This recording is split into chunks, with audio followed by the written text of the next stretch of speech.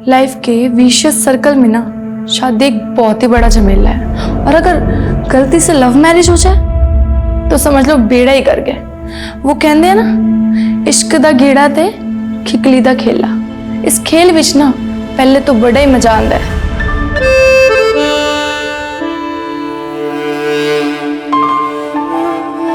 लेकिन बाद में ना तो पकड़े बनता है ना छोड़े।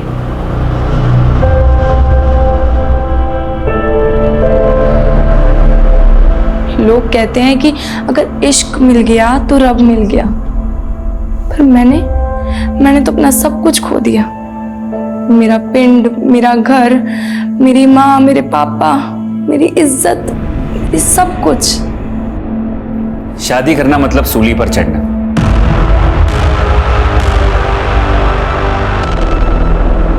ड्रीम गर्ल के सपने कब नाइटमेयर में बदल जाते हैं पता ही नहीं चलता।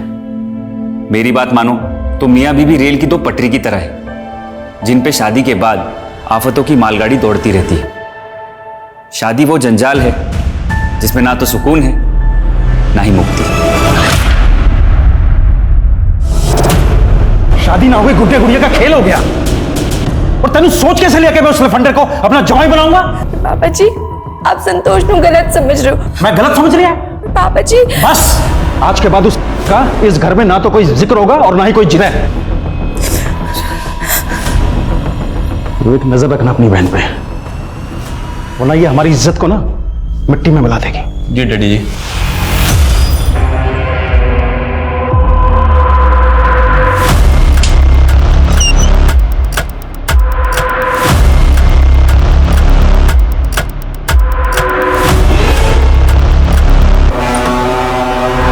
प्रियंका, तेरे बिना खून सूख गया था। मैं तुझे देख के जान में जाना ही। मैं जाऊंगी तनु, मुझे अपने साथ ले चल, इस जेल से भगा ले चल। चल।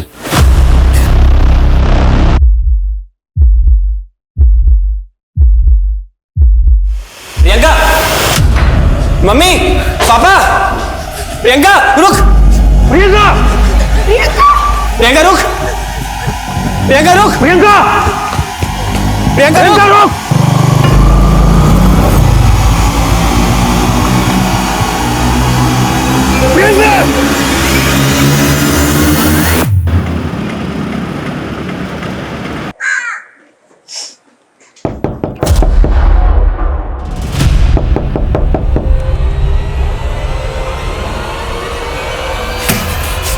यही है।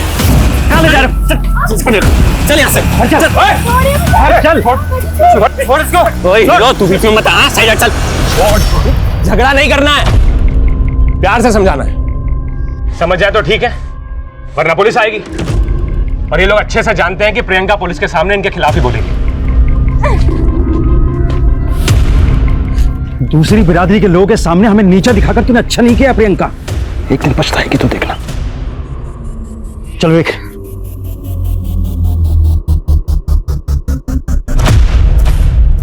वीर जी, मुझे समझ में नहीं आ रहा मैं आपका शुक्रिया कैसे अदा करूं। अरे अपने लोगों के लिए आवाज उठाना काम है मेरा, टेंशन मत ले। तुम दोनों की शादी का बंदोबस्त भी कर दिया मैंने। वीर जी, हमने शादी तो कर ली, लेकिन प्रियंका के घर वालों की तरफ मेरे घर वाले भी इंटरकास्ट मैरिज में नहीं मानते। उन्होंने प्रियंका को अपनाने से मना कर दिया है। तो टेंशन मत ले, मैंने तुम दोनों के रहने के लिए घर का इंतजाम भी कर दिया। मेरे रहते हुए तुम दोनों को कोई अलग नहीं कर पाएगा।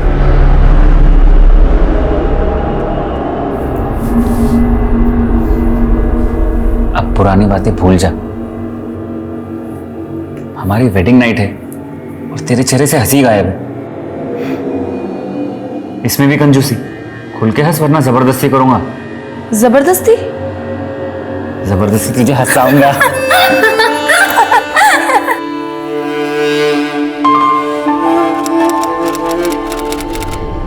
आज ना मुझे एहसास हो गया कि मैं कितनी गलत थी। मैंने उसको कभी नहीं बदल सकती यार।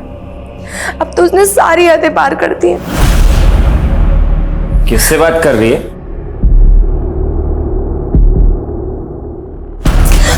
मैं कुछ पूछ रहा हूँ, कोई और मिल गया तेनू? मैं ना तेरे तरह नहीं आ लीचड़। कीचड़ बोल के जानू।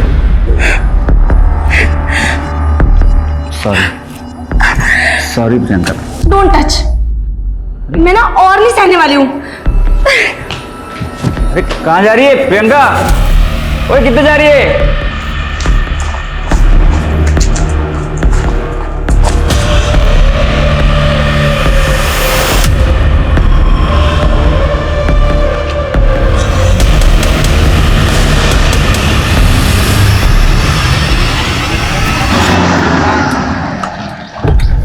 आपका माल सही सलामत है जी, पहुंचा देंगे आपको। लेकिन मेरे पैसे कब पहुंचा रहे हो? ना जी ना, बिना तेल गाड़ी चलती है क्या? पहले मुझे मेरे पूरे पैसे चाहिए, वो भी कैश। क्या हो रहा है ये? दिखता नहीं क्या? Sorry uncle.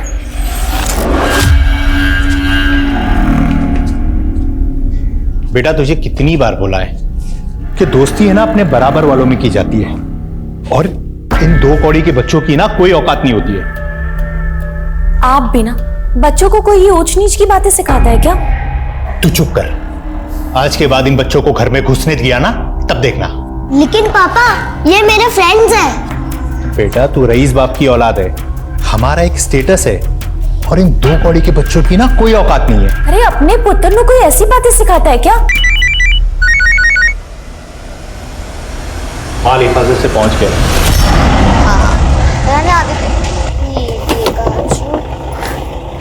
आ गया। Hi friends. ओ न्यू फोन, लेटेस्ट मॉडल है ना? अरे वाह, मेरी फैमिली में तो सिर्फ पापा फोन रखते हैं, और वो भी पुराना सा। और तेरे पास न्यू फोन? हाँ, मेरे डैडी ने मुझे गिफ्ट दिया। बच्चों, आप बहुत लकी हो जो आप इस डांस स्कूल से डांस सीख रहे हो, और आप इसलिए भी लकी हो कि आपके स्कूल वालों ने आपके टैलेंट को प्लेटफॉर्म देने का मौका दिया। मैं dance kids dance reality show का ऑडिशन ऑर्गेनाइजर हूँ, और आपको भी उस शो में पार्टिसिपेट करने का मौका मिलेगा। 1 नवंबर को इस शो के ऑडिशन चंडीगढ़ में होने वाले हैं, तो जो कोई भी इंटरेस्टेड है वो फॉर्म फिल कर सकता है, और इसकी रजिस्ट्रेशन फीस होगी सिर्फ 5,000 रुपए।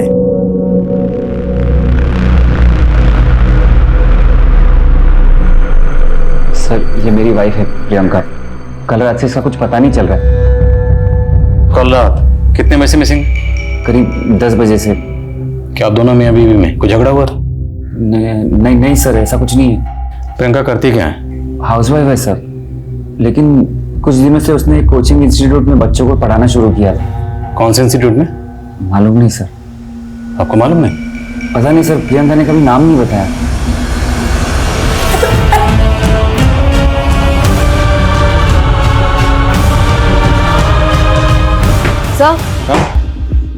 सर, प्रियंका का फोन 21 अक्टूबर की रात लगभग 10:15 बजे उसके घर के पास वाले एरिया में ही बंद हुआ था।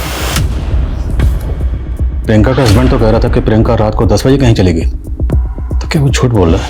एक काम करो, दोनों मियां बीवी के रिश्ते के बारे में पता करो, और ये भी चेक करो कि उनके घर के आसपास कोई सीसीटीवी है क्या।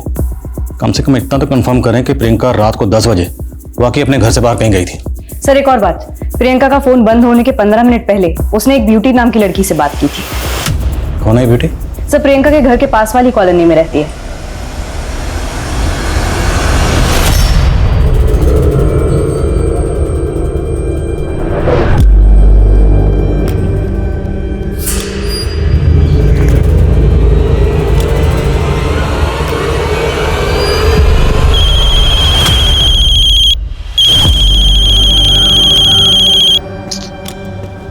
हेलो।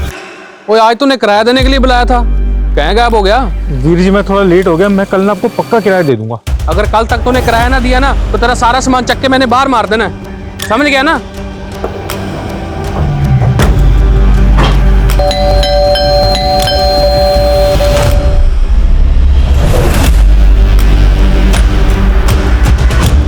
ये घर किसका है? मेरा जी। हमें आपका सीसीटीवी चेक करना होगा। यहाँ पे किराएदार रहते हैं और वो कहीं गए हुए हैं, चाबियां तो उन्हीं के पास हैं जी।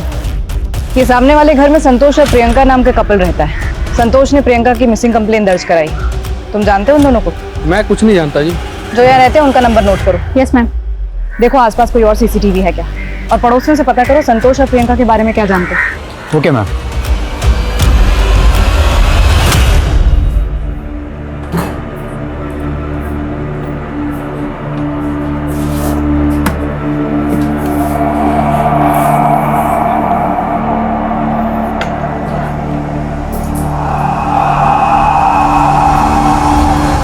टीवी देख रहा हूँ। तुम क्या चाहते हो मुझसे? क्यों लाए हो मुझे यहाँ पे?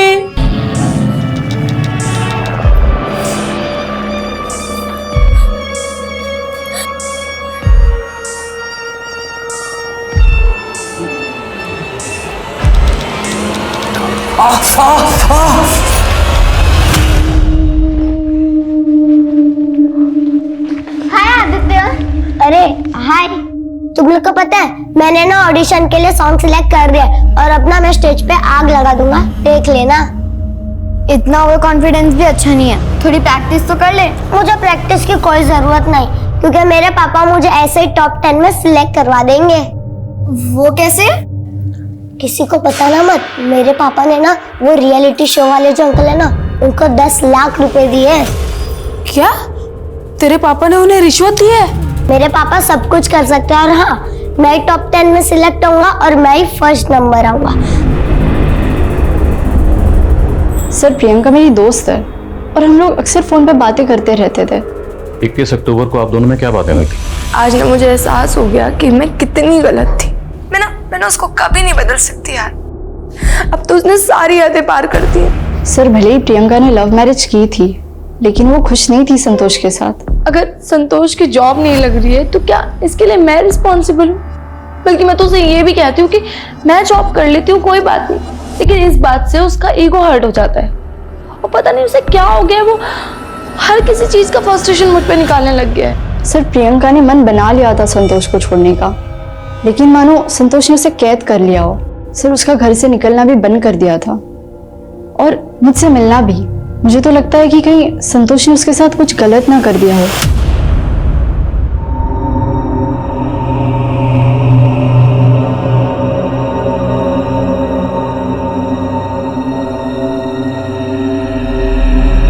सिर्फ 25% की पेमेंट से क्या होगा? मुझे मेरे पूरे पैसे चाहिए, वो भी कैश। और कब तक वापस जाएंगे? जल्दी चलो ना। एक मिनट बेटा, अर्जेंट कॉल है। 5 मिनट रुको। मैं क्या बोल रहा था? देखो मुझे कुछ नहीं पता, मुझे आज शाम तक पैसे चाहिए। हाँ, जो भी हो सकता है करो, आज शाम को मैं कॉल करूंगा वापस। आदित्य कहां गया? ये लड़का भी ना। आदित्य!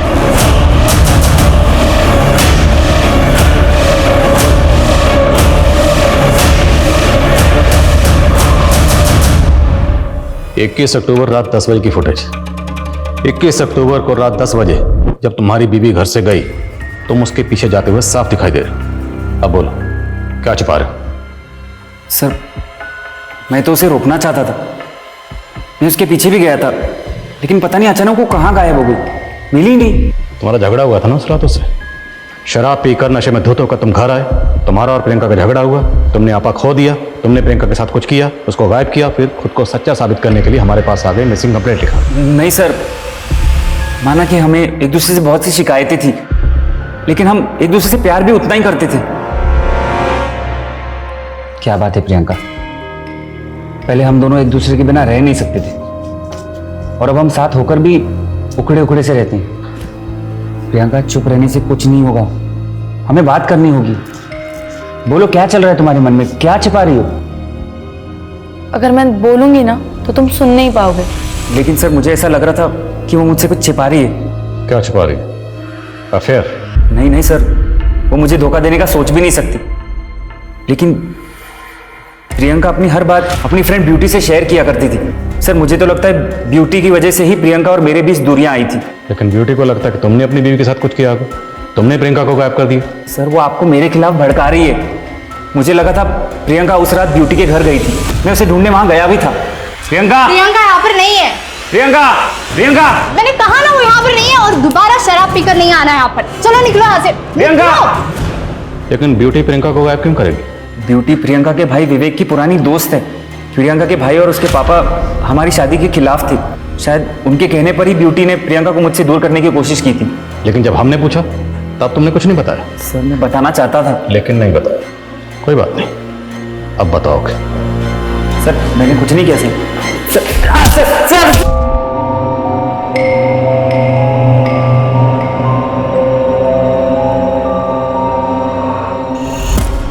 आप इतनी लापरवाह कैसे हो सकते हैं? अपने पुत्र का तक ध्यान नहीं रख सकते। मैंने मेरा आदित्य चाहिए, मेरे आदित्य को ढूंढ के लेकर आओ। भैया मेरा आदित्य खो गया भैया। भी आप चिंता मत करो, आदित्य को कुछ नहीं होगा, मैं हूं ना।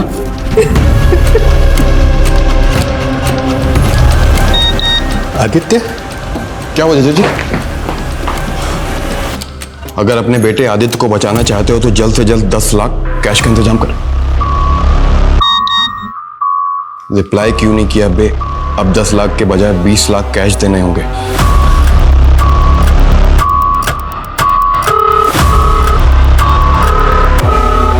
फोन क्यों नहीं उठा रहा है? फोन क्यों किया बे? अब 30 लाख देने पड़ेंगे, नहीं तो तेरे बेटे को काट डालूंगा।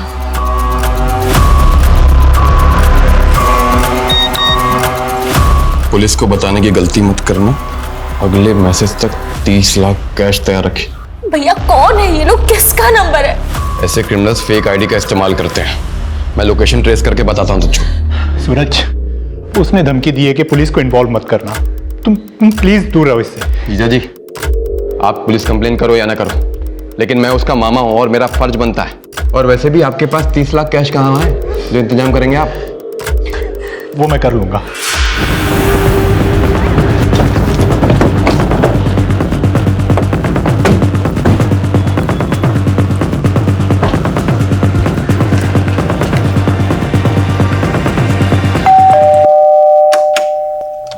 जी आईडी ऑफिसर नागेंद्र सिंह, चारों तरफ अच्छे से तलाशी शुरू करो। क्या बात है सर, आप सब यहाँ? दयाल, हमें पक्की इन्फॉर्मेशन मिली है 12th क्लास के जो पेपर लीक हुए थे उसमें तुम इन्वॉल्व थे और पेपर लीक करके तुमने बहुत ब्लैक मनी बनाया।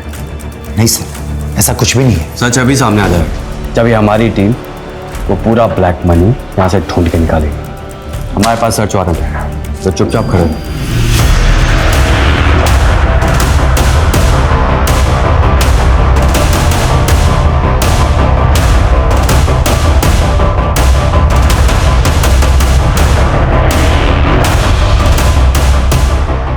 मैं जानता हूं दया, तुमने तुम्हारे दूसरे घर में भी करोड़ों रुपए छुपा रखे। अब तो मान ले ये सारा ब्लैक मनी तूने पेपर लीक करके बनाया है।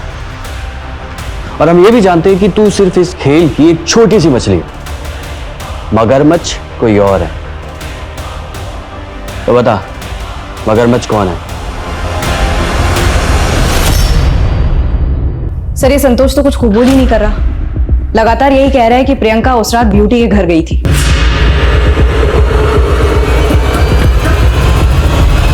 तो जिस रात प्रियंका गायब हुई थी उस रात ब्यूटी की एक्टिविटी पता करो और प्रियंका के भाई और फादर के बारे में पता करो। देखिए, आप अंदर नहीं जा सकते। आप मुझे सर से मिलना, आप रोक नहीं सकते मुझे। आनंद, कौन है आप? सर मैं जन जागृति पार्टी का नेता नकुल सचदेव। बोलिए। सर संतोष दोस्त है मेरा और आपने बिना किसी सबूत के अंदर कर दिया उसे। ये प्रियंका के बाप और भाई के कहने पे किया ना आपने? सर मैं अपने समुदाय के लोगों के साथ में ऐसा नहीं होने दूंगा। देखिए, हम यहाँ पर जात पात या मजहब देकर किसी को इंटरगेट नहीं करते। और रही बात अंदर करने की, तो हमने उसे गिरफ्तार नहीं किया है। पूछताछ के लिए बुलाया, पूछताछ करेंगे, उसके बाद छोड़ देंगे। लेकिन इसका ये कतई मतलब नहीं कि वो हमारे शक के दायरे से बाहर हो जाए। लेके जाओ। चलिए।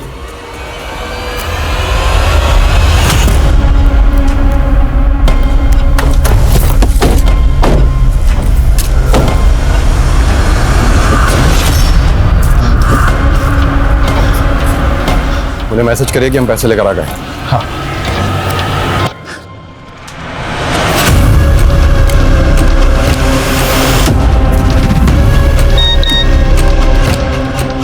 बैग पत्थरों के पास रखकर चले जा, आदित्य तेरे पास आ जाएगा। ठीक है।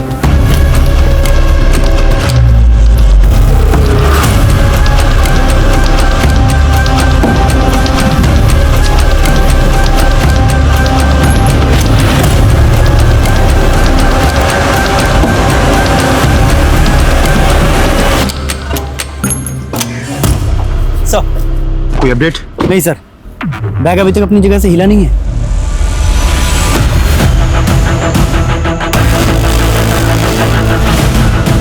सर मूवमेंट हो रहा है।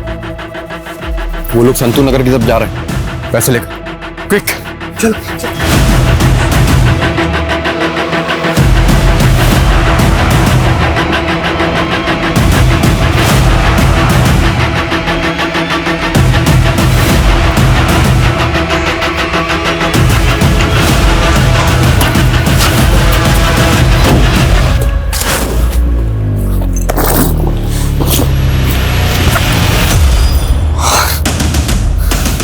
पैसे निकाल लिए और भाग गए चले।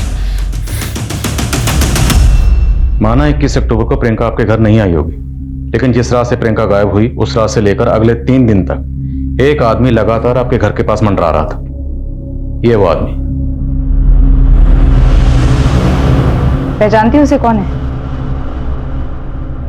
नहीं सर, मैं इसे नहीं जानती, लेकिन हाँ, कई दिनों से मुझे ऐसा लग रहा है कि कोई मुझे स्टॉक कर रहा है। देखो हाँ बोलो।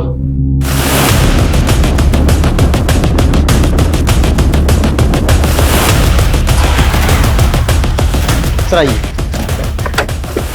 सर यही है उस राजेश का मकान जो मैं ब्यूटी के साथ दिखा था।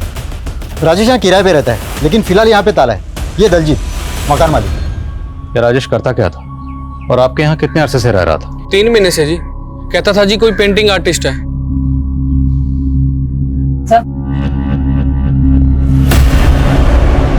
सर वो आदमी ज्यादा किसी से बात नहीं करता था। हाँ लेकिन मैंने कई बार उसे देखा था, वो हमारे घर की तरफ देखता रहता था।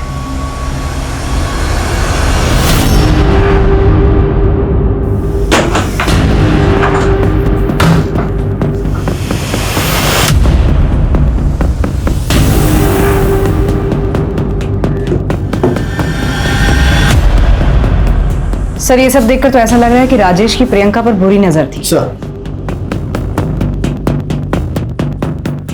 प्रियंका की तस्वीर, भले 3 महीने पहले वो यहाँ पर किराए पर रहने के लिए आया होगा, लेकिन मुमकिन है वो प्रियंका को पहले से जानता हो। प्रियंका की तस्वीरें, ये बाइनोकुलर कैमरा, 2 ही वजह हो सकती हैं। या तो प्रियंका को लेकर वो ऑब्सेसिव था, या फिर किसी खास मकसद से वो यहाँ रह रहा था, इसलिए उसने प्रियंका के बिल्कुल सामने वाला घर किराए पर लिया। इस राजेश की बैकग्राउंड चेक करो और ये भी पता लगाओ कि इसका ब्यूटी के साथ क्या कनेक्शन है। हेलो,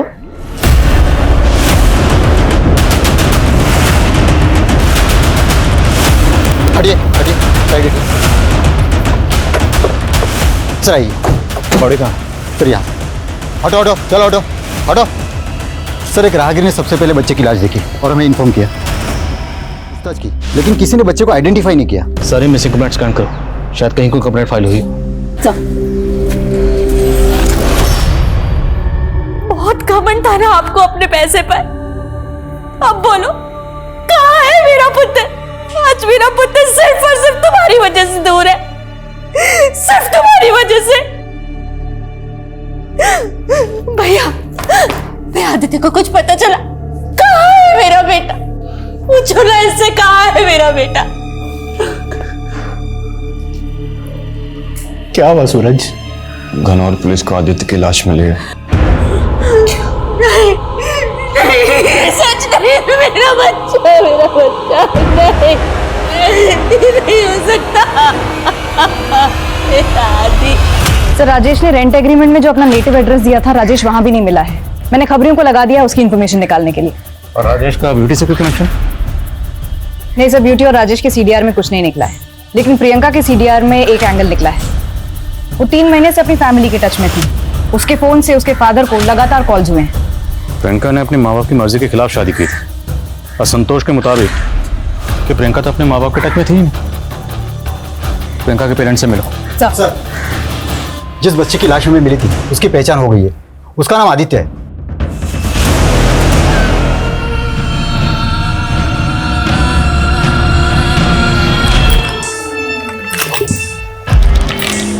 अब तुम आजाद हो। मैम मानते हैं हम प्रियंका और संतोष की शादी के खिलाफ थे, लेकिन प्रियंका को अपनी गलती का एहसास हो गया था, इसलिए वो 3 महीने पहले हमसे मिलने आई थी। प्रियंका? क्या लेने आई है यहाँ पर? कैसी है पुत्र? पापा जी मुझे माफ कर दो, मेरे से बहुत बड़ी गलती हो गई। मैडम, हमने सारी पुरानी बातों को भुला दिया। उस दिन के बाद वो अक्सर फोन करती थी और मिलने भी आती थी। अगर उस दिन हमने उसे रोक लिया होता ना तो वो संतोष। कमाल है, आप लोगों को संतोष पे शक था तो आप लोग हमारे पास क्यों नहीं आए? प्रियंका का फोन 1 हफ्ते से बंद है, वो गायब है, तो आप लोग अब तक क्या सोच रहे थे? कहीं ऐसा तो नहीं कि आपने प्रियंका को संतोष से अलग करने के लिए उसे कहीं गायब करवा दिया? आप गलत समझ रही हैं। हमें तो आज ही पता चला कि हमारी प्रियंका गायब हो गई। आज पता चला? क्यों? प्रियंका की सहेली ब्यूटी ने पहले नहीं बताया आपको?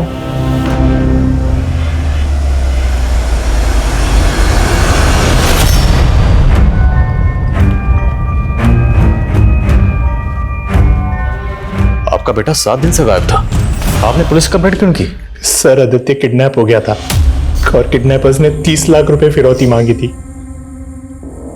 सर, मैंने पैसे भी दे दिए थे, लेकिन फिर भी इतना सब कुछ हो गया लेकिन फिर भी आपने पुलिस में शिकायत नहीं की? सर, मेरा साला दौलतपुर थाने में सब इंस्पेक्टर,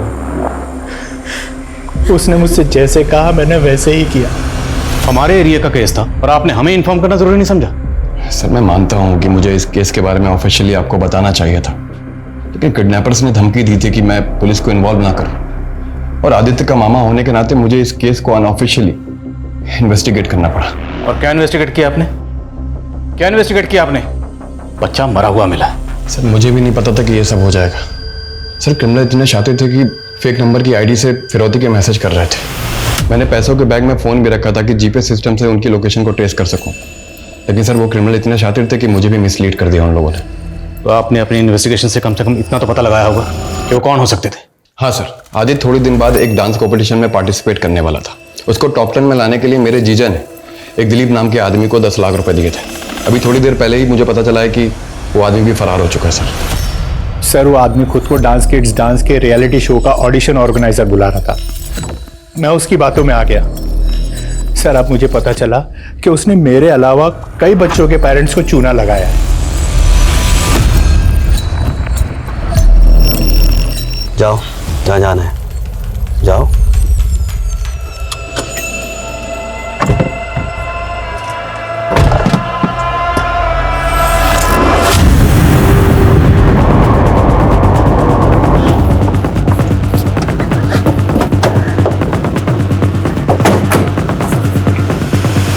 एक बार बोला ना मैंने, मेरा पेपर लीक स्कैम से कोई लेना देना नहीं है। हमारे पास एमडीएम स्कूल के प्रिंसिपल मिस्टर दयाल का स्टेटमेंट है, ये देखिए।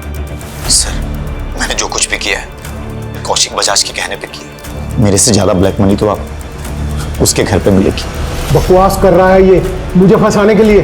ठीक है, तो फिर तलाशी ले लेते हैं, हमारे पास सर्च वारंट भी है।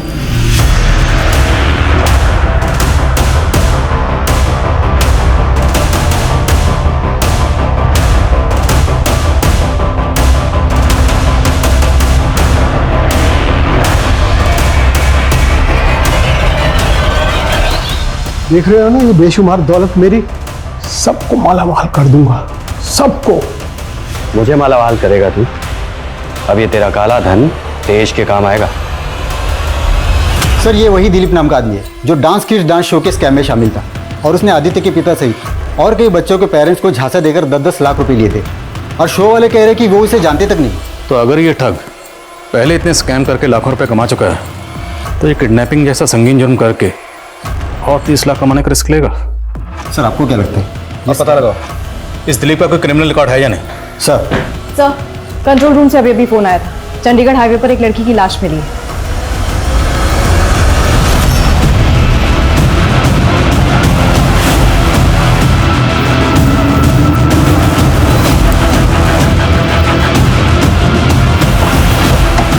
चलो पीछे हो जाओ, पीछे जाओ, पीछे करो इनको, पीछे करो, पीछे करो।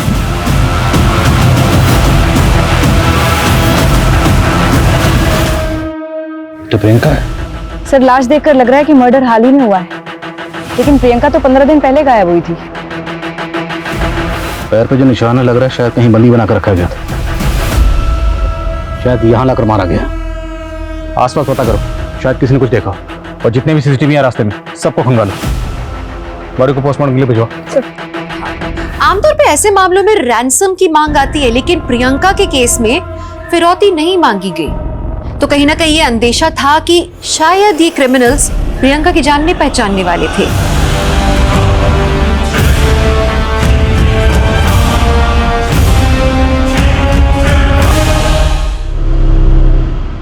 सर, प्रियंका की मौत गला स्लिट करने की वजह से ही हुई है। रिपोर्ट के मुताबिक मर्डर 5 नवंबर की शाम को हुआ। सर, राजेश के मामा के बारे में पता चला है, जैसर में रहते हैं। राजेश वहाँ छिपा हो सकता है। उठाओ उसे। सर मैंने कुछ नहीं किया सर। प्रियंका को कब से जानता था और कैसे जानता था? सर सिर्फ 3 महीने से, जब से मैं उस घर पे किराए पे रहने आया था। सर जब से मैंने उसको देखा था तब से मुझे प्यार हो गया था सर उसको। और उसकी दोस्त ब्यूटी, उसका पीछा क्यों कर रहा था? सर मैं हमेशा प्रियंका का पीछा करता था, और मुझे पता है कि वो हमेशा ब्यूटी के घर जाती थी। इसलिए जब प्रियंका गायब हुई तो मुझे ये लगा कि वो ब्यूटी को पता होगा कि वो प्रियंका कहाँ है, इसलिए मैं उसका पीछा कर रहा था सर। अब तेरा आगा पीछा हम एक करेंगे। बोल, क्यों मारा प्रियंका को? सर मैंने नहीं मारा सर प्रियंका को, लेकिन मुझे इतना याद है कि 21 अक्टूबर की रात को मैंने प्रियंका को एक कार में बैठते हुए देखा था।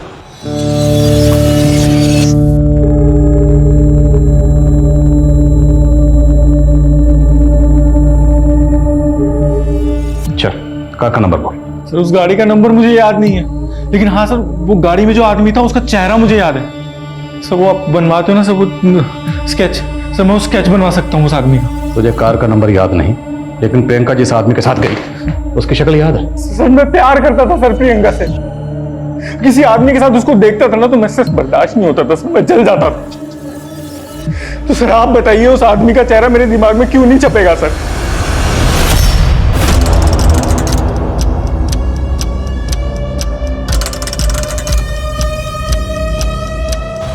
साहब इस आदमी की कोई खास इन्फॉर्मेशन हाथ नहीं लग रही है, लेकिन आदित्य के 2 दोस्त हैं, जुगनू और सिम्मी, दोनों काफ़ी गरीब घर के हैं सर। लेकिन अभी आस पड़ोस से पता चला है कि उनके पास अचानक ही काफ़ी पैसा आ गया, और जिस हिसाब से वो लोग आए दिन खर्च कर रहे हैं मुझे तो डाउट हो रहा है।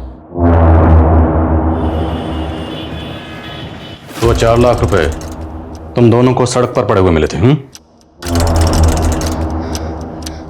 हाँ अंकल। कौन सी सड़क पर? बोलो बोलो, कहाँ मिले थे? झूठ बोल रहे हो? अच्छा ठीक है, डरो मत। देखो अगर सच बोलोगे तो हम ये समझ लेंगे कि बच्चे हैं, नादान हैं, गलती हो गई, छोड़ देंगे। लेकिन अगर झूठ बोलोगे या कुछ भी छुपाओगे तो तुम दोनों तो फंसोगे ही, तुम्हारे मम्मी पापा भी मुसीबत में आ जाएंगे। नहीं सर, वो सिर्फ हमने वो डांस कंपटीशन के लिए किया था। डांस कंपटीशन के लिए तुम दोनों ने क्या किया था? कहाँ है अजगर? तुमने आदित्य को किसके कहने पर किया था? और वो 30 लाख आदित्य के फादर से किसने मांगे थे? हम नहीं मांगे थे सर।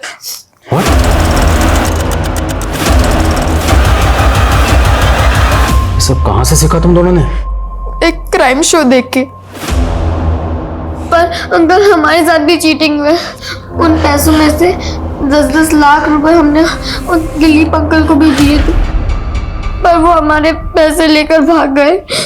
आदित्य ने हमें बताया था कि उसके पापा ने उनको 10 लाख रुपए दिए थे ताकि वो टॉप 10 में आ सके, और हम भी टॉप 10 में आना चाहते थे, इसलिए हमने 10-10 लाख रुपए दिलीप अंकल को दिए थे। तो ये किडनैपिंग का आइडिया तुम दोनों को उस दिलीप अंकल ने दिया था? नहीं, ये आइडिया हमें गोविंद अंकल ने दिया था। ये इनके गोविंद अंकल आपके पड़ोस में कहाँ रहते हैं? 15-16 साल के 2 बच्चों ने एक ऐसी वारदात को अंजाम दिया था कि लगभग हर न्यूज चैनल, हर अखबार में उनकी चर्चा हो रही थी। उन बच्चों के नाम और पहचान को छुपा के रखा था, लेकिन उनके अपराधों के पीछे जो 2 नाम थे, दिलीप और गोविंद, वो दोनों पुलिस की पहुंच से बाहर थे। वहीं काफी कोशिशों के बाद प्रियंका मर्डर केस में पुलिस को कोई खास सफलता हाथ नहीं लगी थी। Good morning sir. Morning sir, कल मैं अपनी एक फ्रेंड से मिली थी, पुलिस एकेडमी में मैंने उसके साथ ट्रेनिंग ली थी। उससे एक इन्फॉर्मेशन मिली है जो हमारे केस के लिए इम्पोर्टेंट साबित हो सकती है। मैंने तुम्हारे उस केस के बारे में सुना था जिसमें 2 टीनेजर बच्चों ने एक वो भी एक क्राइम शो देखकर सिर्फ क्राइम शो देखकर नहीं, बल्कि अपने एक नेबर से इन्फ्लुएंस होकर। इन्फ्लुएंस होकर? ये देख, ये वो आदमी उस दिन से गायब है। ये आदमी तो हमारे थाने के एक केस में मोस्ट वांटेड है। सब फिर मेरी फ्रेंड ने कुछ और क्रिमिनल्स के स्केचेस दिखाए जो इस गोविंद के साथ क्राइम में इन्वॉल्व थे। ये सबके सब मोस्ट वांटेड क्रिमिनल्स हैं।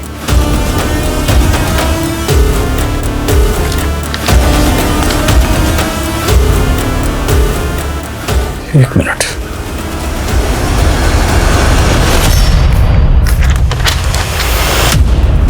राजेश ने जो स्केच बनवाया था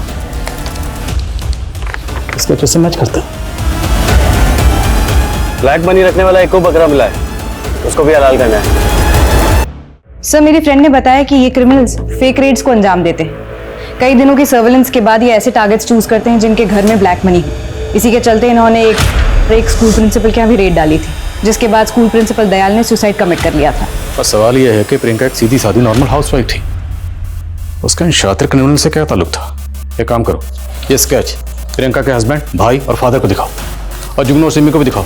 हो सकता है उन्होंने इनमें से किसी को गोविंद के साथ देखा।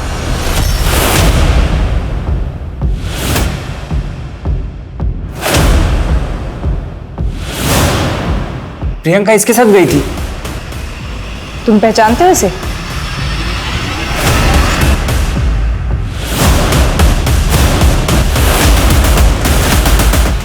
पुलिस, भागो!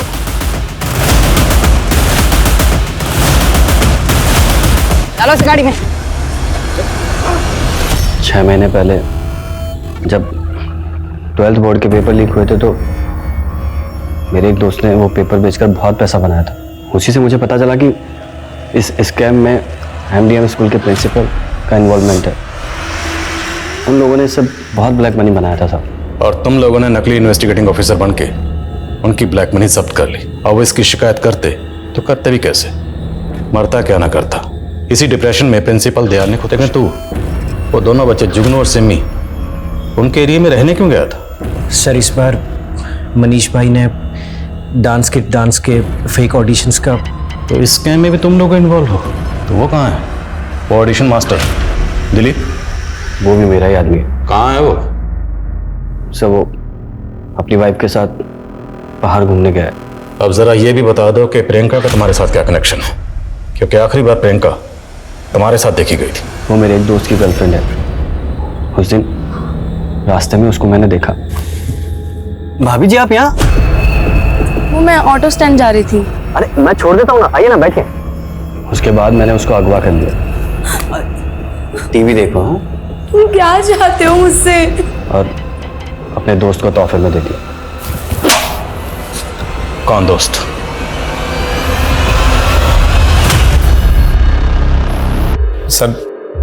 सर मैं प्रियंका को पसंद करता था सर, पर प्रियंका मेरे दोस्त संतोष से प्यार करती थी। मैंने तो सर खुशी खुशी शादी करवा दी थी सर दोनों की। सर, मनीष मेरा कजन है सर, वो मेरा सेक्रीफाइस कभी समझा ही नहीं।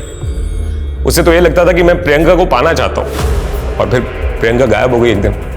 सर, मुझे तब भी नहीं पता था कि ये मनीष ने प्रियंका को किडनैप किया सर। और फिर अचानक से उसने एक दिन मुझे अपने घर बुलाया। नकुल, तेरे मुझ पे बहुत एहसान है यार। आज मैं तुझे एक ऐसा तोहफा दूंगा ना जिससे तेरा हर एक एहसान उतर जाएगा। कैसा तोहफा? ये देख, बहुत हिफाजत से रखा है इसे, सिर्फ तेरे लिए मेरे भाई। तेरा दिमाग खराब हो गया क्या? क्या किया तूने?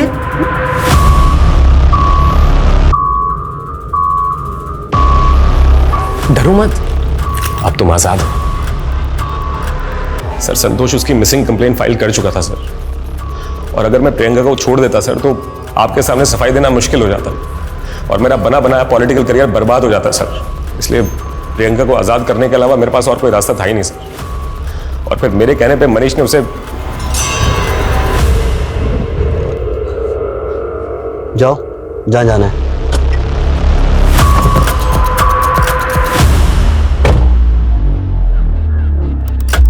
जिसके कुछ अरमान थे, कुछ सपने थे, उसे एक तोहफा समझ के किसी को भेंट चढ़ा दिया गया। औरतों के ऊपर शर्त लगाना, उन्हें जुए में हारना, उन्हें बेच देना पैसों की जरूरत के लिए। औरत कोई कमोडिटी है क्या? कोई व्यापार की वस्तु है क्या?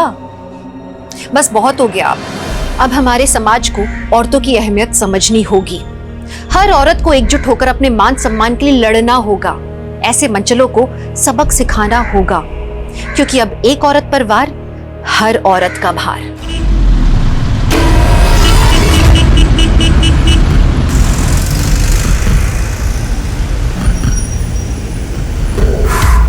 रस्सी मिलेगी?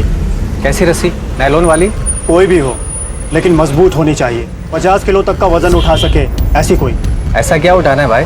लाश को बांधकर ऐसे छत से टांगना है। अरे मजाक कर रहा हूँ भाई, बहुत सारा फर्नीचर है, उसे टेम्पो से बांधना है। अब फिर तो ये नायलॉन वाली सही रहेगी। 10 मीटर।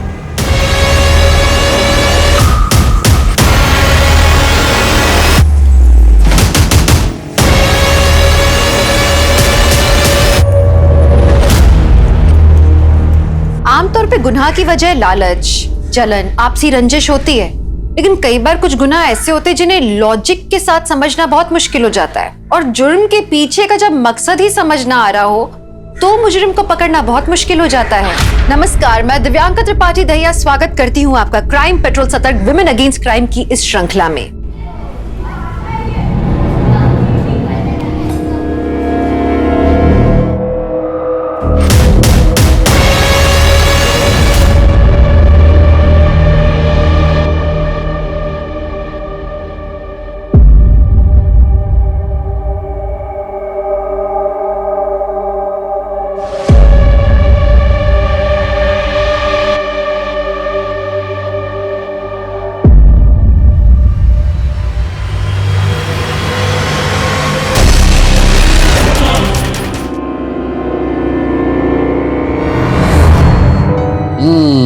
थोड़ा सा फीवर है, चला जाएगा। चलो बेटा मैं चलता हूँ। पापा प्लीज थोड़ी देर रुकिए ना।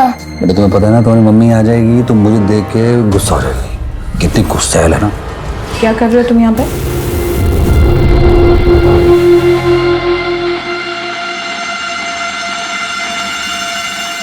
मोक्षा को चोट लगी। मोक्षा बेटा, माय गॉड कितनी सारी लग गई। बेटा दर्द तो नहीं हो रहा ना तुम्हें? नहीं मम्मा, हम ओके। मम्मा मुझे भूख लगी है, अब कुछ बना के लाओ ना। क्या खाएगी मेरी बेटी? Sweet corn soup. मैं चलता हूँ। पापा देखो ना कितनी चोट लगी है। बेटा कुछ समय की बात हो रहेगी, फिर मैं और आप हमेशा एक साथ रहेंगे।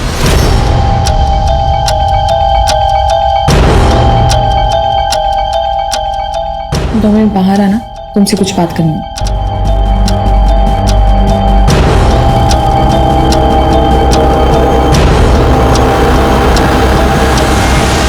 तुम्हें अभी भी यही लगता है कि डिवोर्स के बाद मोक्षा की कस्टडी तुम्हें मिलेगी? गलतफहमी किस बात की है? मुझे कंफर्म है, मैं तुमसे ज्यादा पैसे कमाता हूँ, उसकी परवरिश अच्छे से कर सकता हूँ। That's it, simple.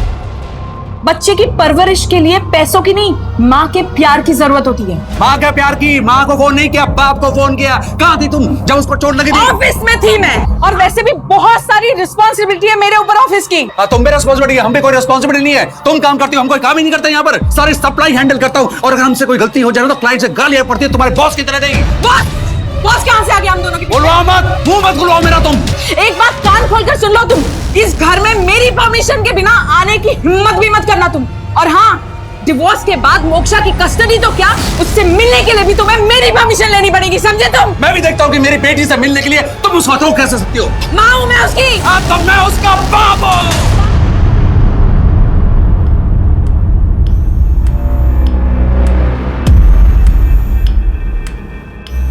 Moksha, moksha, मम्मा आ गई बेटा।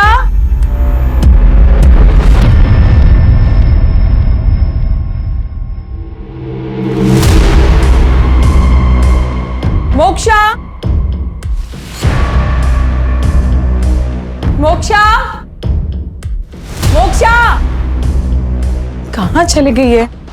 बिना बताए कहाँ कहाँ चली जाती है। इसकी फ्रेंड को फोन लगाती हूँ।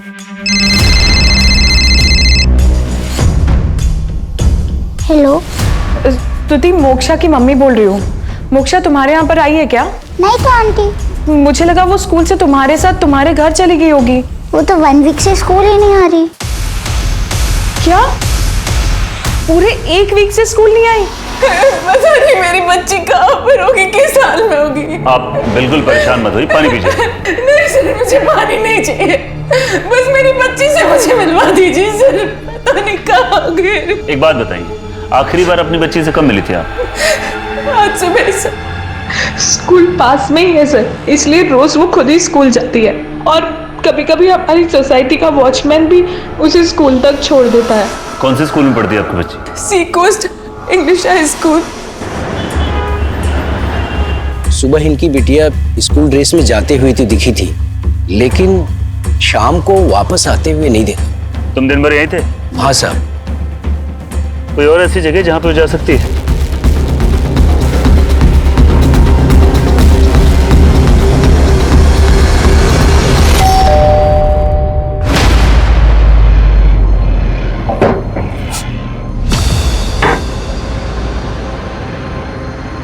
क्या हुआ सर? सर क्या हुआ? फोन क्यों नहीं उठा रहे तुम मेरा? सो रहा था, नहीं पता लगा, पर हुआ क्या है? मोक्षा का? सर मोक्षा अंदर नहीं। अरे लेकिन हुआ क्या है? मोक्षा को कुछ पता नहीं चल रहा अमन, वो कहाँ गई है? यहाँ आई थी क्या तुमसे मिलने? तुम एक बच्चे को संभाल के भी नहीं रख सकती हो, एक नंबर की गैर जिम्मेदार औरत हो तुम। एक मिनट, शांत रहिए आप लोग। उसकी कोई ऐसी दोस्त जिसके पास जा सकती है वो? हाँ सर, उसकी एक स्कूल फ्रेंड है, स्तुति। उसका एड्रेस? मेरी मोक्षा से कल ही बात हुई थी, तो मुझे ये नहीं पता था कि वो क्लासेस बंक कर रही है। उसने तो मुझे ये कहा था कि उसकी तबीयत खराब है, इसलिए वो नहीं आ रही। क्या मोक्षा पहले भी ऐसे क्लास बंक करती? वो सर कभी नहीं। मोक्षा मेरी बेस्ट फ्रेंड है, वो स्टडीज को लेकर बहुत सीरियस है। कोई ऐसा लड़का या कोई ऐसा दोस्त जिससे वो मिलती हो अक्सर? नो सर, कभी नहीं। हम रोज बात करते हैं, अगर ऐसा कुछ होता तो वो मुझे जरूर बताती। कल तुम्हारी क्या बात हुई थी मोक्षा से? अरे तेरी तबीयत ठीक नहीं थी तो मुझे पहले फोन क्यों नहीं किया? चल बता, अब कैसी है तेरी तबीयत? ठीक है, अभी नेक्स्ट मंडे से स्कूल आ जाऊंगी। अच्छा तुम ये बताओ, कौन सी स्ट्रीम लेने का प्लान है तुम्हारा 10th के बाद? मुझे तो आर्ट्स लेना है, पर पेरेंट्स साइंस ही दिलाएंगे। मैं भी साइंस ही लेने वाली हूँ। अच्छा है, हम दोनों एक ही क्लास में रहेंगे। मुझे विश्वास नहीं होता मोक्षा मुझसे झूठ बोल रही थी। मुझसे पहले कभी कुछ नहीं छिपाती थी। लोग अक्सर अपनी जिंदगी यूं ही बर्बाद कर देते हैं, उसकी कीमत नहीं समझते। इंसान की फितरत ही कुछ ऐसी है। अरे श्योर, मोक्षा की ड्राइंग बुक है? हाँ सर, ये उसी की है। मोक्षा मेरे क्लास के सबसे इंटेलिजेंट बच्चों में से एक है और मेरी फेवरेट स्टूडेंट भी है। कोई परेशान कर रहा था उसे? ऐसा तो कुछ भी नहीं था। हाँ, एक लड़की थी जिसका मोक्षा के साथ झगड़ा होता रहता था। झूठी झूठी झूठी। लेकिन ये कोई बहुत बड़ी बात नहीं थी, स्कूल में तो ये सब होता ही रहता है। और कोई परेशान करता तो उसे याद कीजिए। नहीं सर, और तो कुछ नहीं पता। मोक्षा वैसे तो एक बहुत ही मजबूत मनोस्थिति वाली लड़की थी, लेकिन अगर माँ बाप के रिश्ते में दरार वाली बात तलाक तक आ जाए तो ये बात तो किसी वयस्क के लिए, एक फुल्ली ग्रोन अडल्ट के लिए भी हैंडल करना मुश्किल है। फिर मोक्षा तो एक बच्ची थी, इस स्थिति में वो क्या करे उसे समझ में ही नहीं आ रहा था। फिर इसी बीच में और भी सवाल उठ रहे थे कि मोक्षा अपनी क्लासेस क्यों बंक कर रही थी। ठीक नहीं है, पर ये एक आम बात है टीनेजर्स के लिए अपनी क्लास बंक करना। लेकिन यहाँ ऐसा लग रहा था जैसे बात इससे बड़ी कुछ है। ऐसा लग रहा था जैसे मोक्षा के गायब होने के पीछे कोई बहुत बड़ा राज है। मोक्षा ऐसे अचानक कहाँ जा सकती थी? ऐसे कई सवाल थे जो न सिर्फ मोक्षा के माँ बाप के सामने बल्कि पुलिस के लिए भी उलझन बने हुए थे। सर, मोक्षा की मां ने 3 महीने पहले ही डिवोर्स फाइल किया था और मोक्षा के पिता यानी कि अमन वर्मा, उन्हें दारू की लत थी और इसी वजह से उन दोनों में डिवोर्स हो रहा था। सर, दोनों माँ बाप मोक्षा की कस्टडी को लेकर भी केस लड़ रहे थे। मोहल्ले वालों को कुछ पता चला? सर, सभी का यही कहना है कि मोक्षा एक बहुत ही प्यारी बच्ची है। इनफैक्ट मोहल्ले के बाहर जो दुकान वाले हैं उन्होंने उस दिन मोक्षा को बैग लेकर वहां से जाते हुए तो देखा, पर वापस आते हुए नहीं देखा। वापस नहीं मतलब कहाँ गई हो? कहीं किडनैप तो नहीं हुई? मुझे नहीं लगता सर, ये पूरा रेसिडेंशियल एरिया है। अगर मोक्षा वहां से किडनैप हुई होती तो किसी ना किसी ने तो उसे जरूर देखा होगा। मतलब जो कुछ भी हुआ है घर से थोड़ी दूर हुआ है और मोक्षा इस वक्त जहां कहीं भी है वो अपनी मर्जी से, लेकिन कहाँ? उसे गायब हुए 30 घंटे से ज्यादा हो गए और ये अच्छी बात नहीं है। तो काम करो, railway station, bus stand, taxi stand, rickshaw stand, हर जगह पता करो, हर जगह पूछताछ करो। और पता करो कि जिस वक्त मोक्षा गायब हुई उसका पिता अमन वर्मा कहाँ था। पारुल यार, एक बार फिर सोच ले, कहीं लेने के देने ना पड़ जाए। तू कितना डरती है यार। अरे यार, अगर पकड़े गए तो वाट लग जाएगी। लाइफ में रिस्क है तभी तो मजा है ना। वैसे तुझे पता है ना कि मैं कॉलेज नहीं आ रही। अगर कोई पूछेगा तो मेरी तबीयत खराब है इसीलिए, सबको यही बोलना। Okay, bye.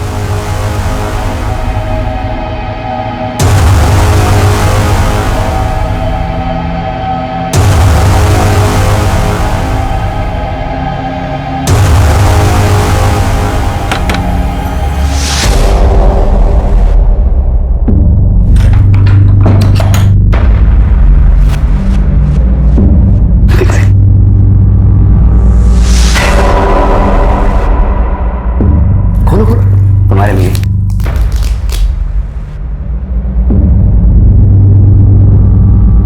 वाह शार्दुल, पहन के दिखाओ ना जरा हमें भी। Thank you. आपके पास टाइम है? क्या हुआ? बहुत गंदी स्मेल आ रही है।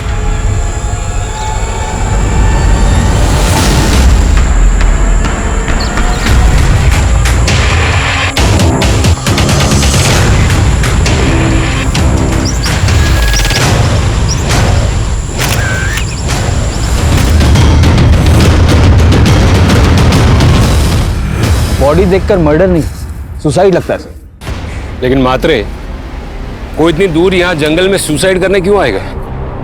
और ये लड़की खुद से इतनी ऊपर लटकी कैसे? सर शायद इसने पहले रस्सी पेड़ पर डाला।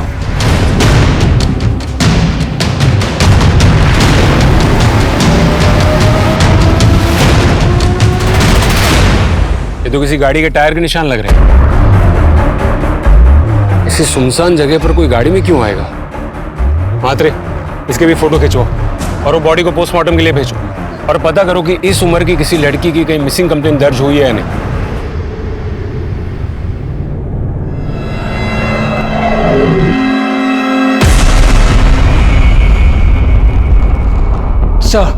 सर मुंबई के सभी पुलिस स्टेशन और ट्रांसपोर्ट अथॉरिटीज को इन्फॉर्म कर दिया है मोक्षा के बारे में।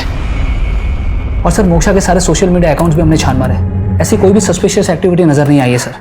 सारा नॉर्मल ही लग रहा है सर। और सर ये मोक्षा की लास्ट सेल्फी उसके गायब होने से पहले। ये फोटो देख के कोई कह ही नहीं सकता कि वो सुसाइड के बारे में सोच भी सकती। उस लड़की के बारे में कुछ पता चला? चेक करें सर, जल्दी पता लग जाएगा। और पोस्टमार्टम रिपोर्ट? सर पोस्टमार्टम में मरने का कारण फांसी से दम घुटना बताया जा रहा है। स्ट्रगल के कोई निशान नहीं है, सिर्फ एक छोटा सा कट है बाएं पांव। सर सारे एविडेंस और सुसाइड की तरफ इशारा कर रहे हैं। सर 2 दिन पहले से लेकर पिछले 1 महीने तक जितनी भी लड़कियां गायब हुई उनमें से सिर्फ एक का फेस विक्टिम के फेस से मैच कर रहा है। ये है वो लड़की। उसके घर वालों को इन्फॉर्म किया? हाँ सर, इसके मम्मी पापा आते ही होंगे।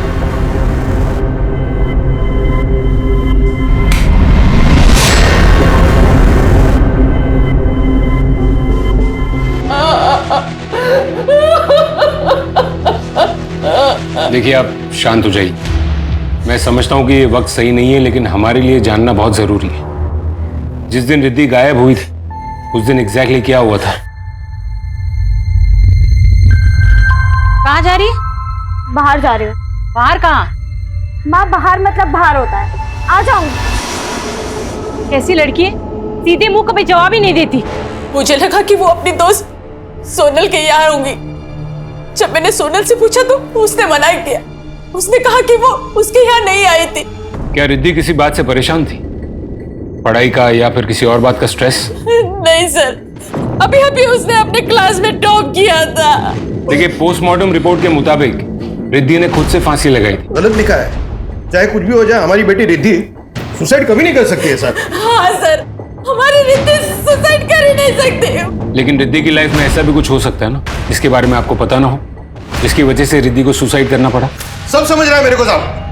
आप मर्डर के केस को सुसाइड का केस बताकर केस को दबाने की कोशिश कर रहे हैं। राजीव जी अब जरा शांत हो जाइए। शांत तो मैं तभी होऊंगा जब मेरी बेटी के कातिल को आप लोग ढूंढ लेंगे। देखिए हमारी तरफ से हम पूरी कोशिश कर रहे हैं सच्चाई का पता लगाने की। एक काम कीजिए, आप रिद्धि का मोबाइल हमें दे दीजिए और बाकी रिद्धि की बॉडी को आप ले जा सकते।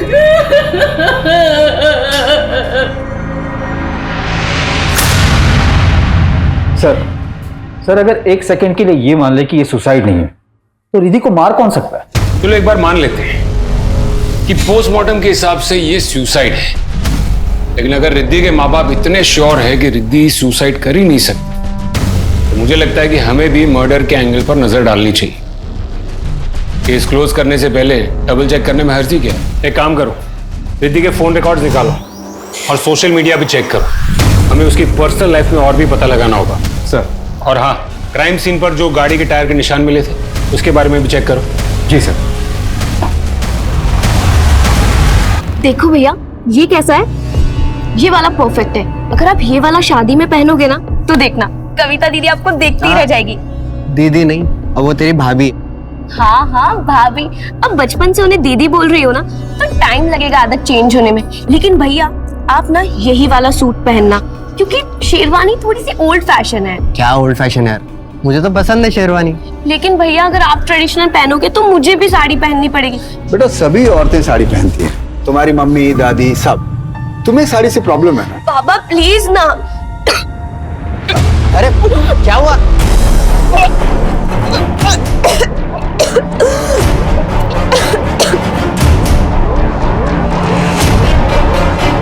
अरे कुछ नहीं बेटा, ये सब बाहर का नाप शनाप खाने का नतीजा है।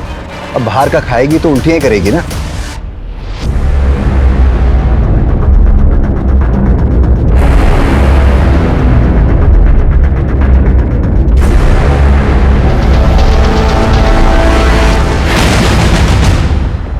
सर, बैग से ये पैसे मिले। इतने सारे पैसे? ये बैग किसका है? ये रिद्धि का बैग है। जो करीब करीब 50-60 हजार रुपए लग रहे। इतने पैसे आपकी बेटी के पास कैसे है?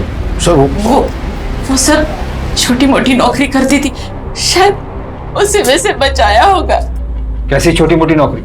वो तो नहीं पता। आपकी 15 साल की बच्ची नौकरी कर रही है, वो क्या नौकरी करती है आपको पता नहीं? उसके पास इतने सारे पैसे कहां से आए ये आपने कभी उससे पूछने की कोशिश भी नहीं की? सर, रिद्धि के सोशल मीडिया को देखकर ऐसा नहीं लगता कि वो सुसाइड कर सकती है। उसके फोन का आखिरी लोकेशन आरई ट्रेस हुआ था जहां से हमें उसकी लाश मिली थी। लेकिन सर एक बात है, रिद्धि 1 महीने पहले से किसी गौरव दुबे से देर रात तक बातें करती थी। उसका फोन बंद आ रहा है और एड्रेस भी फेक है। ये गौरव दुबे कौन होगा? शायद सोनल को पता होगा। गौरव दुबे? मैंने किसी गौरव दुबे का नाम नहीं सुना रिद्धि से। और रिद्धि सुसाइड करेगी? ऐसा हो ही नहीं सकता। एक बात बताओ सोनल, उसके स्कूल में सब ठीक था उसके साथ?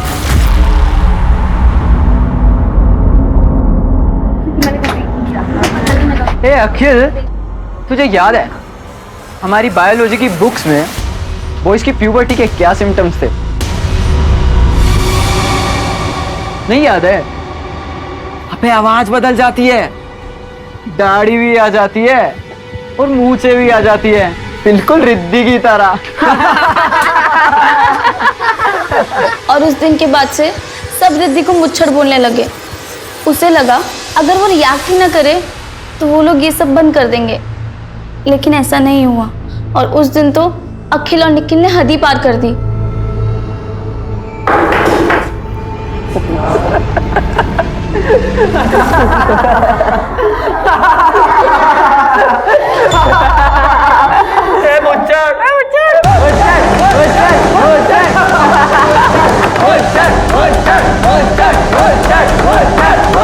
निखिल और अखिल। सोनल, इसके अलावा रिद्धि कोई और बात से परेशान थी या दुखी थी? उसकी जॉब को लेकर कुछ? जॉब? उसके माँ बाप ने बताया कि वो कोई छोटी मोटी नौकरी करती थी। उसके बैग से काफी कैश भी मिला है। क्या तुम्हें पता है कि वो कहाँ और क्या काम करती थी? लेकिन सर अगर वो जॉब करती तो वो पैसे उधार क्यों लेती? सॉरी लेट हो गई। वैसे आज चाय और समोसे की पार्टी मेरी तरफ से। क्या बात है, आज बड़ी खुश लग रही है। हाँ तो तुझे पता है मुझे इंग्लिश स्पीकिंग क्लास में एडमिशन मिल गया है।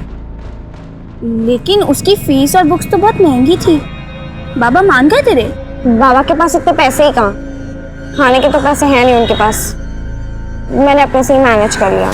अपने से मैनेज कर लिया? कैसे? मैंने जग्गू भाई से 20,000 ले लिए। जग्गू भाई से? जग्गू? सर जग्गू भाई हमारे एरिया का बहुत बड़ा गुंडा है। मैंने तो सुना है वो कई बार जेल भी जा चुका है। मैंने बोला था रिद्धि को कि जग्गू भाई से दूर रहे। पर सर, रिद्धि के बैग से 20,000 से कहीं ज्यादा रुपए मिले थे। सोनल, रिद्धि ने किसी और से भी उधार लिए थे? पता नहीं सर, मेरे को तो सिर्फ जग्गू भाई का ही पता है। क्यों दिए थे पैसे उसको? साहब, बच्ची को पैसे की जरूरत थी, अपन तो सिर्फ मदद की है उसके साथ। मैं तेरे जैसे लोगों को बहुत अच्छे से जानता हूं मैं। तू ऐसे किसी की मदद नहीं करता। देख बे जग्गू, तुझे यहाँ हवालात में बिठाकर तेरी खातिरदारी करने के लिए एक लंबी लिस्ट है केसेस की मेरे पास। फिलहाल प्यार मोहब्बत में मुंह खोल दे, वरना और भी तरीके हैं। चल बता, रिद्धि के साथ क्या बात हुई थी तेरी? मैं बता दो साहब, 20,000 बड़ी रकम है, तू चुकाएगी कैसे? बस एक बार इंग्लिश स्पीकिंग का कोर्स हो जाए, फिर मुझे जॉब मिल जाएगी। अभी तो तू 18 साल की भी नहीं हुई है, नौकरी तो तुझे लगने से लगी। 300% ब्याज लगेगा साल का। वो हिसाब से जब तक तू 18 साल की होगी 2 लाख देना पड़ेगा तेरे को। 2 लाख? हाँ। लेकिन इतने पैसे मेरे पास कहाँ से आएंगे? तो फिर तू तेरा कोई दूसरा रास्ता देख ले। पीछे मुड़ के देख।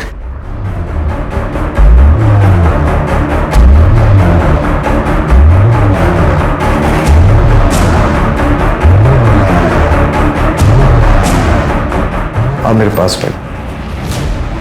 मुझसे सब नहीं होगा। अरे ऐसे कैसे चलेगा? तेरे को पैसा भी चाहिए, देने के लिए भी तेरे पास कुछ नहीं है। हाँ, तो कैसे चलेगा? चल ठीक है, एक और काम है तेरे लिए। क्या? क्या काम दिया था तूने उसे? वो जवान लड़की थी साहब, तो पुलिस को उसके ऊपर शक भी नहीं आ सकता था, इसके लिए मैंने उसे माल बेचने का काम दिया था साहब। हो सकता है कि रिद्धि ने जिसे ड्रग्स बेचे हो उससे उसकी मौत का राज जुड़ा हो। पता करो कि रिद्धि ने किस किस को ड्रग्स बेचे और साइबर टीम से भी कांटेक्ट करो। गौरव दुबे का फोन ऑन हुआ? नहीं सर। ऑन होते ही मुझे इन्फॉर्म करो। और ये अखिल और निखिल पर भी नजर रखो। पता करो कि मर्डर के वक्त वो दोनों कहाँ थे। जी सर। सर, उस टायर के निशान के बारे में पता चल गया जो हमें क्राइम सीन से मिला। 2 साल पुरानी सीडान मॉडल कार के टायर के निशान। Sedan model?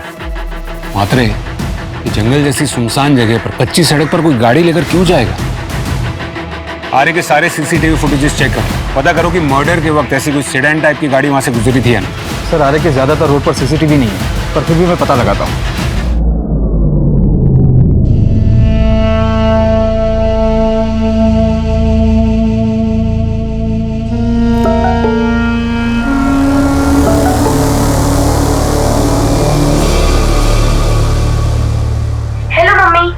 सॉरी, मैं आपको बिना बताए चली आई। आई नो आप मेरे लिए बहुत परेशान होंगे, लेकिन मैं एकदम ठीक हूँ। Don't worry. शाम 7 बजे बॉम्बे व्यू रेस्टोरेंट में मिलते हैं। मैं आपकी वही वेट करूंगी। प्लीज आ जाना।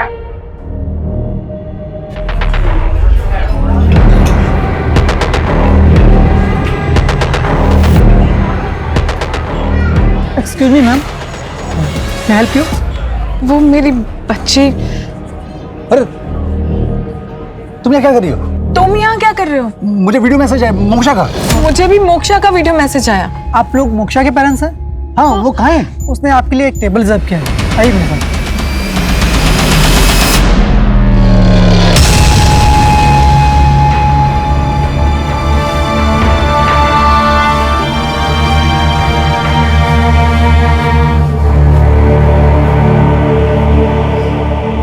मोक्षा ने टेबल आप लोगों के लिए बुक किया था। पर मोक्षा है कहाँ? मैम, वो आपके लिए ये एनवेलप छोड़ रही है।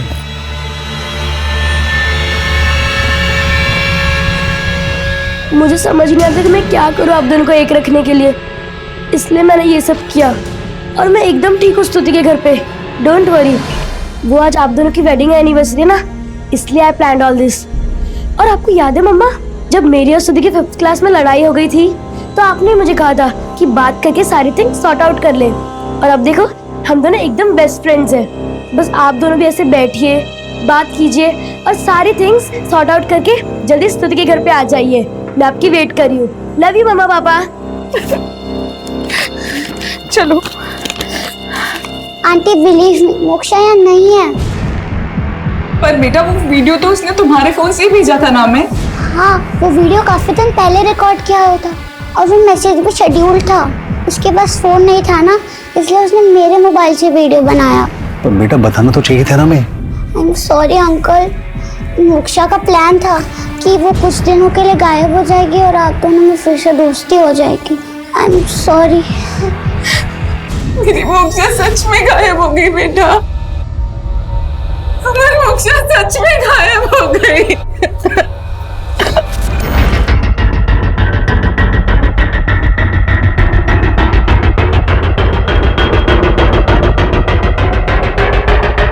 मात्रे, फॉरेंसिक डिपार्टमेंट को बुलाओ और इन पैरों के निशान के फोटो खिंचवाओ। जी सर। और आजू बाजू चेक करो और कोई एविडेंस मिलता है क्या। मात्रे, सभी पुलिस स्टेशन में पता करो कि इस एज की लड़की की कोई मिसिंग कंप्लेंट दर्ज हुई है या नहीं।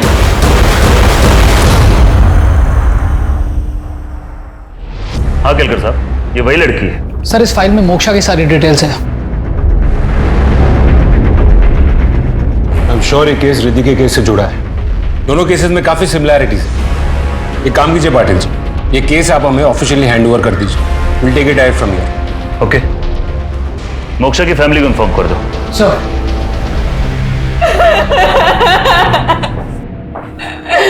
क्यों किया हमारी बच्ची ने ऐसा? मुझे एक बात बताइए, आप लोगों को कभी ऐसा कुछ लगा था, कोई ऐसी बात जिसकी वजह से मोक्षा सुसाइड जैसा कदम उठा सकती? सर मेरी बच्ची क्यों करेगी ऐसा? इतनी छोटी सी बच्ची थी, इतनी सी बस 13 साल की तो थी वो। मोक्षा के कबर्ड से ये कैश और ये कपड़े मिले हैं।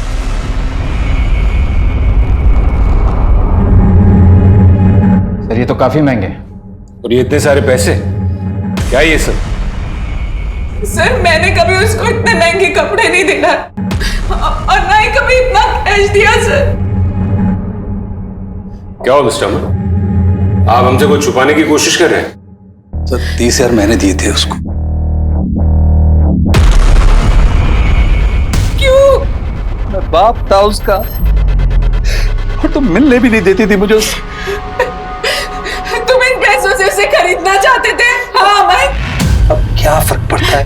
देखिए, 2 सवाल का जवाब अभी तक नहीं मिला। सबसे पहला सवाल कि मोक्षा को अपने घर से इतनी दूर जाकर सुसाइड करने की क्या जरूरत है? एक बात बताइए, आर्य के आसपास उसका कोई रिश्तेदार या कोई दोस्त रहता है? नहीं। और दूसरा सवाल, अगर वो क्लासेस बंक कर रही थी तो जा कहां रही थी? अभी क्या पता सर।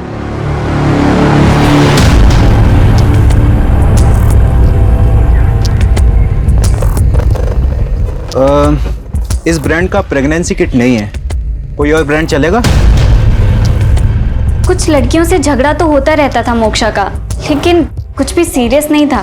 देखिए मैडम, सीरियस है या नहीं ये हम तय करेंगे। किससे झगड़ा होता था उसका? किससे झगड़ा होता था उसका? अक्षता।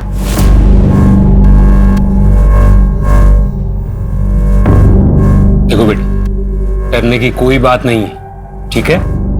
तुम सिर्फ मुझे इतना बताओ कि तुम्हारे और मोक्षा के बीच में किस बात को लेकर झगड़ा हुआ था? सर वो बहुत अजीब बिहेव कर रही थी। ये क्या कर रही है? ये मेरी नोटबुक है। तेरी है तो क्या हुआ? मेरे पापा रोज मेरी नोटबुक चेक करते हैं। अगर ये सब देख लेंगे तो गुस्सा करेंगे। छोड़ इसे। अगर दोबारा मेरी नोटबुक को टच किया ना तो मैं मैम से बोल दूंगी। ऐसा लग रहा था कि वो जानबूझकर कर रही हो। और सर एक दिन तो उसने पूनम मैम की चेयर पे च्युइंगम चिपका दी थी। तो आपने बुलाया मोक्षा के पापा को? नहीं सर, ये सब तो मैंने बस उसे डराने के लिए कहा था, क्योंकि उसने मेरी नई साड़ी च्युइंगम से खराब कर दी थी। एंड आई नो कि उस दिन मैंने उसे कुछ ज्यादा ही मार दिया था। लेकिन सर 1-2 दिन में मेरा गुस्सा एकदम शांत हो गया था और सब कुछ पहले जैसा नॉर्मल हो गया था। हो सकता है कि टीचर के डर से वो पूरे वीक स्कूल न गई। स्कूल नहीं गई तो गई कहाँ? सर डेड बॉडी के पास से जो जूते के निशान मिले थे वो 8 नंबर के नॉर्मल पैटर्न के रनिंग शूज है, बहुत ही कॉमन है सर। मात्र एक काम करो, रिद्धि की कॉल डिटेल फिर से चेक करो, शायद दोनों केस के कनेक्शन में कुछ मिले। जी सर। एक सीसीटीवी फुटेज मिली।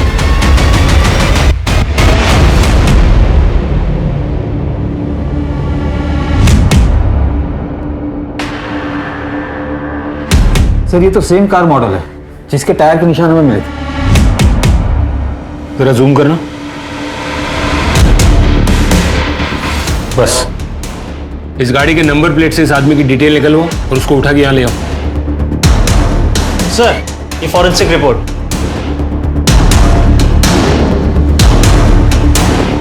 सर फॉरेंसिक रिपोर्ट के हिसाब से मोक्षा और रिद्धि को एक ही जैसी रस्सी से मारा गया और दोनों ही रस्सियों पर बिल्ली के बाल भी मिले हैं। बिल्ली के बाल? लेकिन रिद्धि या मोक्षा दोनों में से किसी के भी घर पे बिल्ली नहीं है।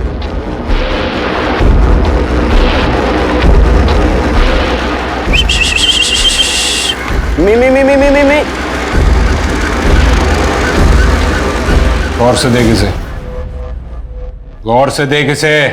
24 तारीख को एसवी जंक्शन पे तू उस लड़की से मिला था। कुछ याद नहीं आ रहा सर मुझे। याद दिलाने का टॉनिक है हमारे पास, खाएगा? कुछ याद आया सर मुझे सर एक एड्रेस नहीं मिल रहा था तो बस एड्रेस पूछने के लिए गाड़ी रोकी थी मैंने इसके पास।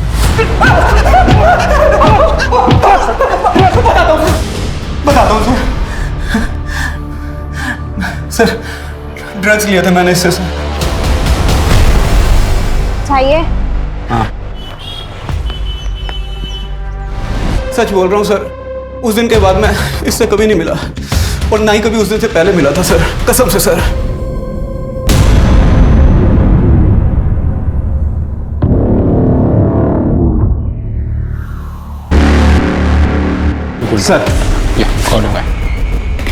सर आरे के आसपास जितने भी सीसीटीवी हैं हमने उसे चेक किया। रिद्धि के मौत के वक्त करीब 400 सिंगल मॉडल की कारें वहां से गुजरी और सर ये रिद्धि के कॉल डिटेल्स भी आ गए। कोई खास बात? जी सर, करीब 1 महीना पहले रिद्धि ने किसी जीवन विकास केंद्र को कॉल किया था एक बार। जीवन विकास केंद्र? सर ये एक सुसाइड हेल्पलाइन नंबर है। मोक्षा और रिद्धि 2 लड़कियां, शहर के 2 अलग अलग कोनों में रहने वाली, बिल्कुल अलग माहौल में पली बढ़ी, लेकिन दुनिया की नजरों में वो दोनों खुश थी। इनके सोशल मीडिया पोस्ट देख के कोई नहीं कह सकता था कि ये आत्महत्या जैसा कदम उठा सकती हैं। लेकिन यकीन मानिए, जो जैसा सोशल मीडिया पे दिखता है जरूरी नहीं कि वो वैसा ही हो। इन दोनों लड़कियों के माता पिता को तो असल में मालूम भी नहीं था कि उनकी बच्चियां किस मनोस्थिति से गुजर रही हैं। हम जैसे जैसे बड़े होते जाते हैं हम असल में भूलते जाते हैं कि जब हम उस छोटी उम्र में थे तो हमारी मनोस्थिति क्या होती थी, हम किसी भी क्रिया पे क्या प्रतिक्रिया देते थे, हमारे एक्शंस का रिएक्शन क्या होता था। इसलिए शायद कई बार माँ बाप अपने बच्चों के दिल के करीब पहुंच के उनकी समस्याओं को समझ के समाधान देने में नाकामयाब हो जाते हैं और फिर उसका अंजाम क्या होता है ये आप लोग सोच भी नहीं सकते।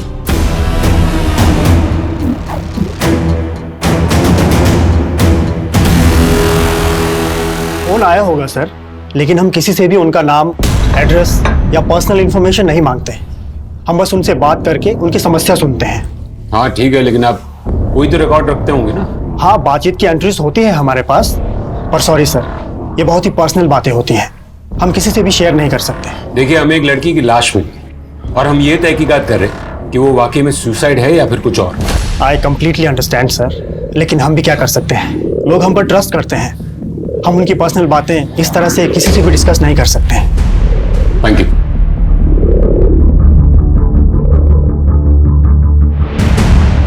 मैं कमिश्नर साहब से बात करता हूँ। आगे से ऑर्डर आएगा तो उसे रिकॉर्ड दिखाना ही पड़ेगा। मात्र आई एम श्योर कि रिकॉर्ड में से कोई तो इंपॉर्टेंट बात जरूर सामने आएगी। ठीक है ना? अरे पारुल बेटा, तुम यहाँ क्या कर रही हो? हाय अंकल, वो मैं यहाँ वो अंकल मेरे कजन को बेबी हुई है ना, तो बस उसी के लिए देखने आए हैं उनको। अच्छा अच्छा अच्छा, ठीक है बेटा, ठीक है, कोई बात नहीं, कोई बात। ये कविता भाभी के पापा थे। अगर इन्हें पता चल जाता ना तो बहुत बड़ी टेंशन खड़ी हो जाती। तू टेंशन मत ले, अबॉर्शन हो गया है ना, जस्ट ये कमिश्नर के ऑफिस से ऑर्डर्स है। आपके बॉस से तो बात हुई होगी ना? हमें रिद्धि के साथ की बातचीत की रिकॉर्ड्स चाहिए।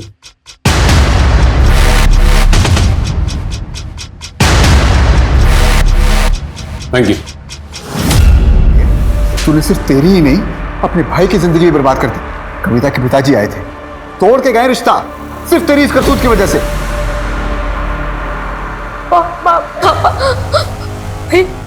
भैया आई एम सॉरी भैया। बचपन का प्यार थी उनका। भैया आई एम सॉरी। ठीक है सर, उस दिन वहां से 10 कार निकली थी। लोग शॉर्टकट के लिए वो रोड यूज करते हैं।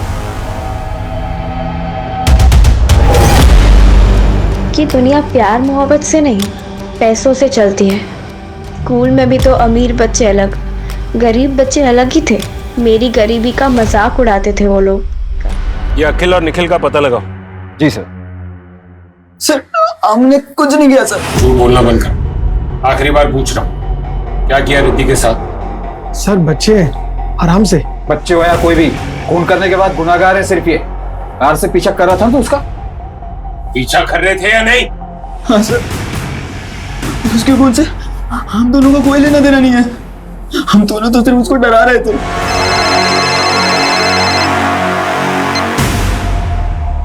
ये सही मात्रे क्या? सर आरे से एक और डेड बॉडी मिली है, पेड़ से लटकी हुई। सर ये तो सेम टाइप की रस्सी लग रही है जैसा कि मोक्षा और रिद्धि के केस में इस्तेमाल हुआ था।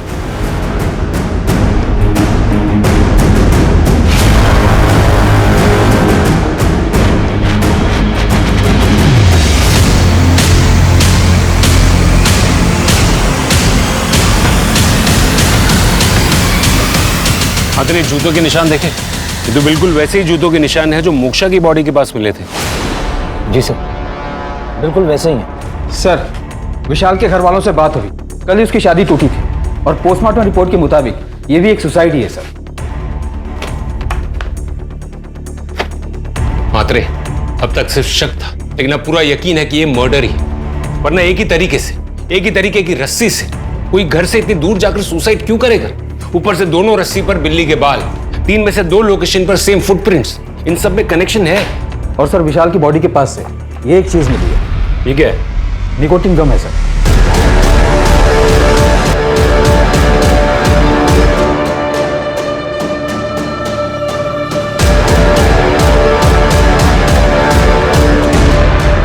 विशाल के कॉल रिकॉर्ड्स चेक किए?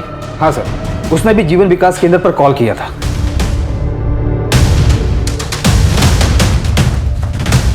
ऑफिस बॉय कहाँ है तुम्हारा? क्यों, क्या हुआ इंस्पेक्टर? ऑफिस बॉय कहाँ है तुम्हारा? वो तो आज छुट्टी पर है। एड्रेस दो उसका।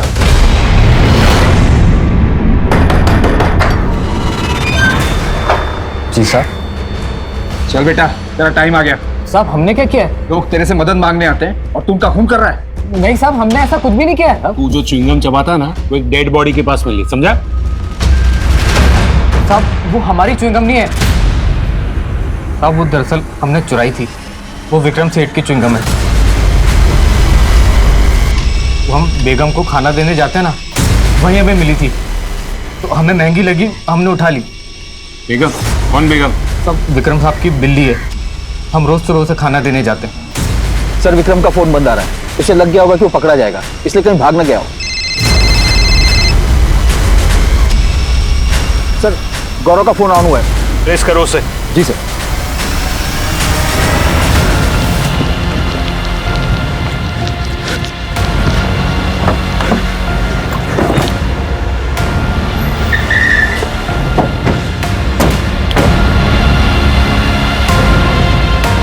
क्या हुआ सर?